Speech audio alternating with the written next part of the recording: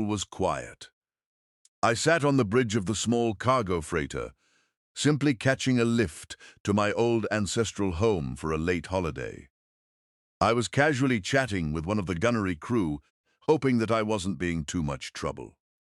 I was talking about, well, something to do with how the laser capacitors worked, or something. I can't actually remember. It was one of those kinds of conversations where you started talking about it, then halfway through just stopped caring about it. But pay attention just to be polite. Then we heard a terrified, horrified squeal of fear, the likes of which one can scarcely imagine. One of the communications officers on the other end of the bridge emitted high-pitched squeals of pure fear and terror, hyperventilating in panic as she scrambled out of her seat and hid under her console. "No, no, gods, please, not that anything, but that gods, no, ensign! Have you lost your senses? Get back to your station!" The captain barked at her. She looked up at him, her panic replaced instantly by pure rage. "Eat my forts!" "I'm not touching that with a 10-foot pole until we are the hell out of this system." Everyone glared at her in confusion. "What exactly is the problem you react to it like that? Is it the Skakandi again or something?" I asked. She shuddered under her console and swallowed nervously. She simply shook her head and said nothing. Eventually, one of the other officers approached the console and looked at what she found. His eyes went wide, bulging out of their sockets, and sure enough, he emitted a squeal of terror, loud enough to shatter a nearby glass receptacle, and he too bolted to his console, hiding behind it. "Terrans!" he screamed. The whole ship's eyes went wide in shock. Terran warship sighted. 5th planet in system. The whole crew went into a state of advanced panic. Stations abandoned, sirens blaring, screaming echoing through the corridors as the engines blasted to life. Then, due to the panic, failed because nobody could calm down enough to operate them properly. I reached over to the ship's comms console, then used my ceremonial whistle to blast a short, sharp note straight into everyone's ears. This snapped everyone back to a state of something vaguely resembling normal. I then spoke through the ship's internal communications network. "Okay then, so there is a Terran warship. Has anybody bothered to figure out why there is a Terran warship all the way out here? Anyone?" I asked. The captain shuddered nervously and took to the station of one of the engineers, who was cowering under the console, and performed some rudimentary scans. "IFF readings say it's a USSMC Daedalus class battle carrier, call sign Melody's Kiss. Crew of 1, let me just... How did I work this thing again?" the captain said as he typed. Sequential buttons on the side panel, blue, blue, red, then green. "It sends them a ping, sir," the ensign said from under his desk. "Sorry, why am I doing this again?" the captain yelled. The ensign just shook his head and resumed cowering under his desk. The captain put in the rest of the button sequence and read the results. Says, GTL. Bring your own beer. What does that mean? It means there's nobody on board that ship, and we don't need to be scared at all. We can just leave as normal. Or it is an opportunity to do something everyone in the galaxy has been too scared out of their britches to even consider. It means you all can exit your hiding spots, restart our engines, and leave. Or something significantly more fun can happen. That depends, I said with a very cheeky smirk. The captain looked at me, craning his head to the right. Why does your smile frighten me? For very good reason. So, want to know what's actually going on? I asked, my sinister smirk widening. He looked at me with concern, then curiosity. With a smirk that wide and a sinister grin that sinister, I was breaking his resolve. I knew his fear was fading, slowly being replaced by curiosity. I did this all too often, but it was so very effective. "All right, I'll bite. What exactly do you plan to do?" he asked. I chuckled a bit. "We are going to go down there. That's what we are going to do. I shall fetch something, then we shall go," I said. "And how exactly will that do anything?" the ensign under the desk yelled. "It's standard protocol after the Terrans vanished. You haven't been around long enough to know what it is, but I shall tell you. It is a complex social order based on a ritual sacrifice involving an open flame and intoxicating substances. Wait here. I shall fetch the ritual items and we can go down there," I said. "What the hell do we stand to gain from this exactly?" the captain asked defensively. "The humans are very susceptible to certain magical phrases and ritual incantations. I can speak to them, and in all likelihood, the one who is down there will give us what we ask, provided we remain within the ritual's bounds of contact. It isn't that complex. Just follow my lead and we will be fine," I replied, and walked down the corridor to the canteen to pick up a few things. The crew, meanwhile, shared a glance between each other, questioning reality and sanity all in one go without saying a word. The captain then straightened up and ordered his pilot, who was hiding under his flight console, to retrieve his flabbergasts and get to the shuttle bay. The man did so with exceptional reluctance and scuttled his 6 legs into the pilot's chair. I emerged from the bowels of the ship into the hangar bay a few minutes later, carrying 3 heavy plastic bags with me, each one carrying the same 3 items. I handed one to the captain, entered the shuttle, and gave one to the pilot before we left for the planet's surface. The shuttle had a subspace drive, a piece of technology borrowed from the Terrans, no less. And with ease, it catapulted us across the system towards the 5th planet, and we landed near where a Terran shuttle was in record time. I wandered out and breathed in the fresh and clean air of the planet, well within the star's habitable zone with telltale signs of Terran terraforming. The captain had to almost drag the pilot out of his seat and out into the open, handing him the plastic bag. We all walked down the ramp towards a plume of smoke nearby, and sure enough, we spotted an actual, real-life, living, breathing Terran, poking meat on a metal grill above a roaring fire, with a can of liquid in his right hand. He was smiling, happy, relaxed until he spotted us. I had to, however, use my walking cane at this point. I had been standing for far too long. I approached, hobbling slightly, and smiled as I held up the bag. He looked at me for a few moments, unsure of what was going on. Then he looked closer at the bag, seeing the silhouette of the items within, and his smile returned. "Holy crap, bro, someone actually remembered," he bellowed happily and beckoned me over. "Sit down, man, sit. The fire's still hot and the skies are clear." I sat down as he asked and rested my aching legs. It's not easy being this old. "Oh, that's better," I said, and reached into the bag to get the stuff. "Hold up, you rest, I got it," he said, and politely waved me away as he reached into the bag.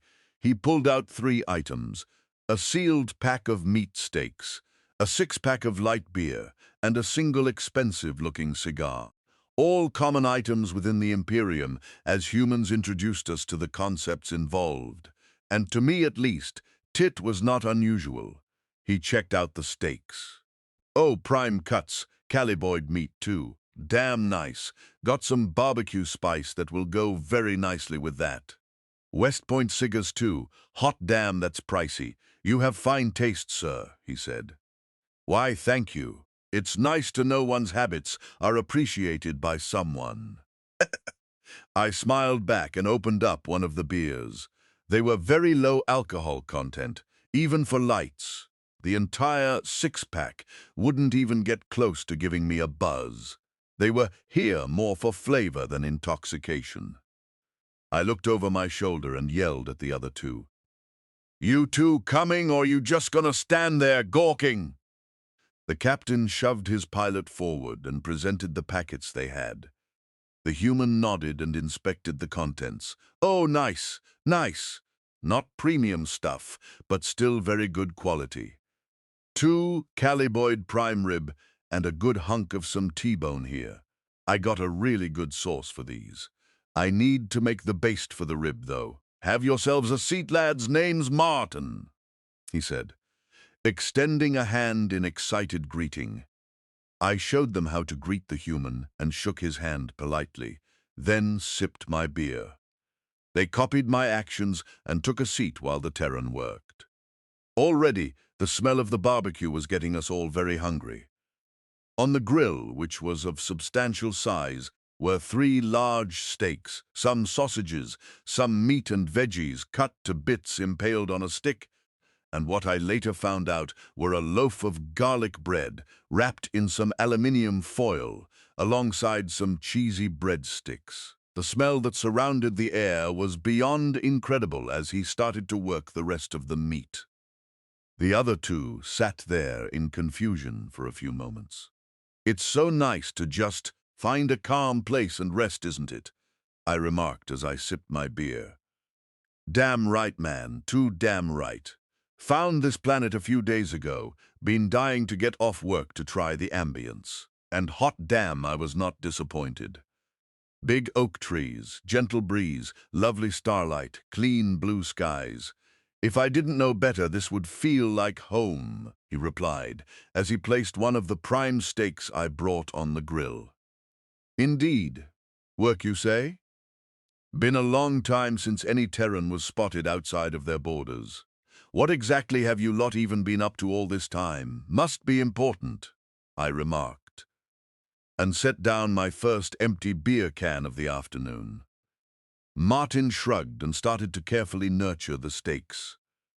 "The new jump gate project we got going lately. Interstellar logistics on a gigastructural scale. The economy's booming. Gotta build some new highways," he casually remarked and started mixing the basting sauce. "Oh yeah, that's good and thick. That'll stick to the meat nicely. Soak right in." We all shared a very striking glance, a knowing spark of understanding happening between us as we realized just how much they had been doing since they were last seen. The pilot eventually gave up trying to be calm and cracked open his first beer. Again, very light, made for flavor, not for buzz, especially not for our only means of returning to the ship. He took a sip and I saw him relax for the first time in days. He sat back and looked about. "Nice. I'm no chef, but you need help with that?" he asked. "Nah, I'm good, man. Let the master work. Trust me, when you taste this steak, it's gonna send you. Have to do this the right way, or it won't hit as well," Martin replied, and flipped the steaks. They had turned a lovely shade of gray-brown as the meat cooked, the spices and herbs mixing with the delightfully delicious scent of the meat. "Oh my, that smells fantastic," the captain said as his snout sniffed eagerly at the air. "Just you wait, buddy. I haven't even started adding the special sauce I got. I made it myself. When the sauce soaks into the meat, it will taste better than it smells. Anyway, I have to ask, what are you lot doing all the way out here?" Martin asked. "I am Granks, and am transporting this fine gent to an ancestry place far in Saranian territory. I am the owner of the small freighter that is orbiting the gas giant in the system. This is my pilot, Thragtar," the captain said as he cracked open his first beer. "Hey, are you sure you don't need a hand?" Thrag asked casually. "Nah, I'm good, man. Ancestral place, huh?" "Preparing for the last few years, then?" Martin asked. I could see a twinkle of apprehension in his expression. "I am over 800 years old now. It's getting to the point I have to settle my affairs and say my goodbyes before Rathra finally takes me. It's okay. I'm over it at this point. I've led a good life. I replied with a smile, and cracked open beer number 2. Fair enough. Won't pry too much. You seem pretty okay with it, so I won't ask. You're a Serenian, aren't you? How's the old empire doing? Have you guys finished that juggernaut yet? He asked, with a knowing smirk and raised brow. I laughed and nearly spat out my beer at the thought. Oh, gods, no. The council are still butting heads over that stupid thing. We haven't even finished the engines on it. He laughed with me. Should poke us for some help. Maybe we can actually finish it within our lifetimes. Gotta love the paper pushers. Always something with them, isn't it? I shrugged and laughed at the implications of my government's incompetence. The rib and T-bone steaks were placed on the grill, and the sizzle they produced was nothing short of incredible to hear. One could almost hear the flavor of the meat with the crackle and pop of the fire. Martin used a pair of tongs to take the bread off the fire, opening it up. He grabbed 4 large pieces of bread, twisted to form a knot, covered in a spattering of melted cheese and herbs, then handed one to each of us on a plate. I have to say, I spent a fair amount of time with Terrans. Never had cheesy breadsticks before, I said. Ha! You haven't lived till you've tasted mine. They have tiny sausages in the middle, filled with cheese and bacon bits. They ain't just breadsticks. That's what we call an appetizer, Martin said with a smile, and carefully tended the fire as he ate one. I sank my teeth, aged as they were, and a flood of memories during my days serving in the Confederate Coalition Army flooded my mind. Days on battlefields during the Great Hive Wars, relaxing with Terran soldiers at a campfire, celebrating yet another overwhelming victory against the great hives of the eastern fringes. Johnny, E., May, Grace, Frank, Joseph, Abdul, and Kalani, long lost, long gone from the ravages of time. Serenians live for over 800 years after all. Humans only maybe 150. This boy probably never saw those wars in anything save history books.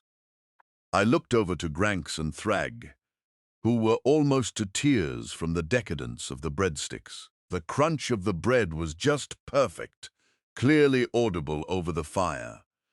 400 years of history, passing by in a few moments. It had been that long since the Terrans were last sighted, full of death, and their actions during the last days of the Great Combinance had given them their presently terrifying reputation. Glassing planets, cracking worlds open, figuring out ways to supernova stars to clear out systems. It was all a grand mess. I had gotten so lost in my memories, I failed to notice how much time had passed. And Martin had to snap me back to reality as he handed me a plate of food. One of those things with the meat and veggies bits on a stick, with my steaks cooked to perfection along with a side of what I recognized as potato salad. You okay, dude? You seem a bit lost, Martin said as he moved to hand food over to the others. Just lost in thought and memory. The breadsticks brought me back to my days in the Coalition Army. I miss the others in my unit. I felt more at home with them than I ever did among my own siblings, I said, a tear running down my cheek. Holy balls, you were in the Hive Wars! Martin yelled, surprised so much he nearly dropped his own food plate. Yes, I was. So many friends. Never lost any of them in battle. Never got to say goodbye, though. Size of galaxy, distances, obligations. Stayed close through mail, but never got back together before they were all gone. I guess it's the price I pay for living so long, huh? No matter now. They lived well. They fought harder, I replied, and cut a piece of my steak. Granks and Thrag both looked at me. The revelation of my military service, crossing their minds at the speed of light, stopping both of them mid-bite ponder what was just said. I, however, ignored them and sank my teeth into the steak. All my worries vanished from my mind, and happy thoughts once again made me forget my problems. The meat was so tender it melted on the tongue, my teeth carving through perfectly. The flavor was so rich and deep it felt like my soul itself was eating, not just my body. A deep, rich flavor of herbs and spices, cooked just so like it had soaked into the meat itself. A smattering of salt and pepper, giving it a mild but beautiful edge. All of this cooked on an open fire, with some crunchy bits here and there on the fatty parts, exactly like I remember it. Just how I liked it, uncaring of what was around me. I just ate my perfectly cooked meal and ignored everything else. My plate emptied fast, and I grabbed some extra potato salad because I could. It was a very good potato salad.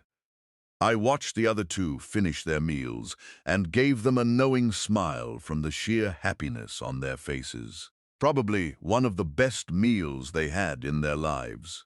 Finally, after we sat there for a bit, the star slowly vanishing below the horizon, I procured my cigar and used the flames of the barbecue to light it, taking a long, deep puff.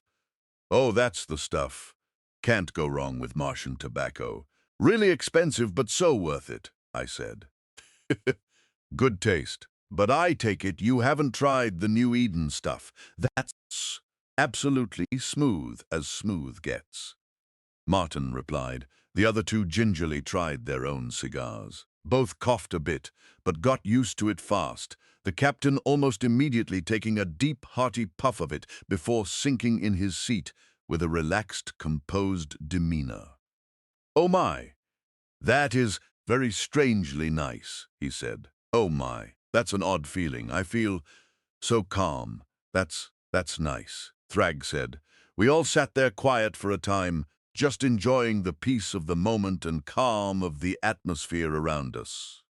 Eventually, I broke the silence. "I have to ask something," I said. "So's ask," Martin replied as he puffed a smoke ring.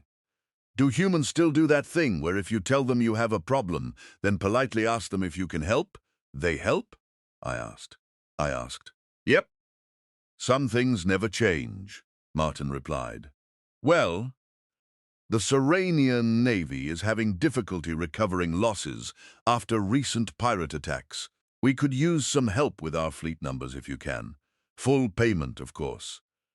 The Merantians, that's Thrag's species, are having issues with their trade routes. Surplus of people. But again, piracy is an issue. Then there's Granx's issue, where his ship is, well, it's old. I'd hate to talk badly of the man, but that freighter of his is all he can afford, and it's a century out of date. It needs a serious service, or replacement." "Think there's anything you can do?" I asked. "Well, I don't know." "Please?" I said. "There we go. I can't do anything about pirates and such, but I'll pass it up the chain of command. Meantime, I can use my drones to do some field repairs on that freighter. So long as your crew stop panicking and don't open fire or whatever, I'll be happy to give her some TLC and a new coat of paint," he replied with a smile as he finished his cigar off. "Thank you. Maybe things in the galaxy will start going back to something worth fighting for if we have you lot at the helm. Things went off the rails when you guys disappeared." "Truthfully," I said. Martin just shrugged. "Comes with the territory. We went as far as we thought we needed to during dark times, and a lot of people apparently didn't like that. Meh, the future is for the politicians to sort out.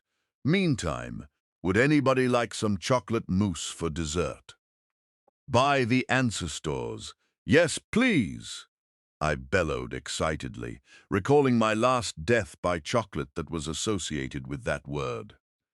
Martin shook his head with a smile and retrieved some bowls. The captain and I shared some knowing glances and enjoyed the remainder of the evening.